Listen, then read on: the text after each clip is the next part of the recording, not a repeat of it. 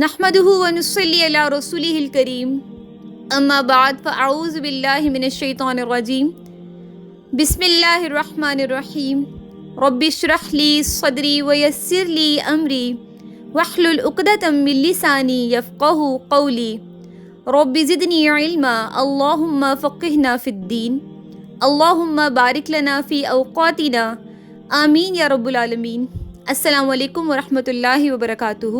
سورۃ البقرہ کی آخری دو آیات، جن کو عرف عام میں آمن الرسول بھی کہا جاتا ہے، حدیث میں ان دونوں آیات کی بہت فضیلت آئی ہے۔ حضرت عبداللہ بن عباس رضی اللہ تعالیٰ عنہ نے فرمایا کہ ایک دن جبرائیل علیہ السلام رسول اکرم صلی اللہ علیہ وآلہ وسلم کے پاس تشریف فرما تھے کہ ایک دروازہ کھلنے کی بڑے زور سے آواز آئی۔ حضرت جبرائیل نے فرمایا، یہ آسمان کا وہ دروازہ ہے جو آج سے پہلے کبھی نہیں کھلا، اور اس سے ایک فرشتہ اترا۔ یہ فرشتہ اس سے پہلے کبھی زمین پر نہیں اترا۔ اس فرشتے نے حضرت صلی اللہ علیہ وآلہ وسلم کو سلام کیا اور کہا، آپ کو دو نوروں کی خوشخبری ہو جو آپ صلی اللہ علیہ وآلہ وسلم کو عنایت ہوئے ہیں، یہ اس سے پہلے کبھی کسی نبی کو نہیں ملے۔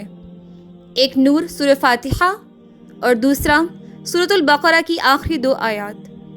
جو شخص ان کو پڑھ کر کوئی دعا مانگے گا وہ اس کو ضرور مل جائے گی۔ اس حدیث کے آخر میں کتنی خوبصورت بات ہے کہ جو شخص ان کو پڑھ کر جو بھی مانگے گا اس کو ضرور دیا جائے گا، ضرور مل جائے گا۔ سورۃ الفاتحہ خود ایک دعا ہے، اس میں ہم ہدایت کی دعا مانگتے ہیں۔ سورۃ البقرہ کی آخری دو آیات میں ہم اللہ تعالیٰ سے اس کا رحم مانگ رہے ہیں، مغفرت مانگ رہے ہیں۔ یہ بھی دعائیں بہت امپورٹنٹ ہیں، سب سے امپورٹنٹ یہی دعائیں ہیں جو ہمیں مانگنی چاہیے اللہ سے۔ اور ان دعاؤں کو مانگنے کے بعد ہم اور بھی اپنی کوئی دنیاوی خواہش اللہ کے سامنے رکھتے ہیں، دینی خواہش اللہ کے سامنے رکھتے ہیں، تو اللہ تعالیٰ اس کو قبول کرنے پر قادر ہے۔ ایک اور حدیث میں آتا ہے کہ حضرت ابن مسعود رضی اللہ تعالیٰ عنہ سے روایت ہے کہ رسول اللہ صلی اللہ علیہ وآلہ وسلم نے ارشاد فرمایا، جس نے رات کو سورہ بقرہ کی آخری دو آیتیں پڑھیں وہ اس کو کافی ہو جائیں گی، یعنی رات بھر یہ شخص جن و بشر کی شرارتوں سے محفوظ رہے گا۔ اس حدیث مبارکہ میں کافی ہو جائیں گی کا مطلب یہ ہے کہ رات میں ان آیتوں کے پڑھنے کی وجہ سے انسان اور جنات کے شر اور ایذا سے وہ انسان محفوظ رہتا ہے۔ گویا یہ آیتیں اس کے لیے دافع شر و بلا ہو جاتی ہے۔ دوسرا مطلب اس سے یہ ہے کہ یہ آیتیں اس کے حق میں عبادت اور ذکر کے لیے شب بیداری کا قائم مقام بن جاتی ہیں۔ یعنی جو شخص رات کو سونے سے پہلے سورۃ البقرہ کی آخری دو آیات پڑھتا ہے تو یہ اس کے لیے پوری رات عبادت کرنے کا اجر لے کر آتی ہیں، پوری رات قیام اللیل کا ثواب کا باعث بنتی ہیں۔ ایک اور روایت میں ہے، حضرت نعمان بن بشیر رضی اللہ تعالیٰ عنہ سے روایت ہے کہ نبی اکرم صلی اللہ علیہ وآلہ وسلم نے فرمایا، اللہ پاک نے زمین و آسمان کو پیدا کرنے سے 2000 سال پہلے ایک کتاب لکھی، پھر اس میں سے سورۃ البقرہ کی آخری دو آیتیں نازل فرمائیں۔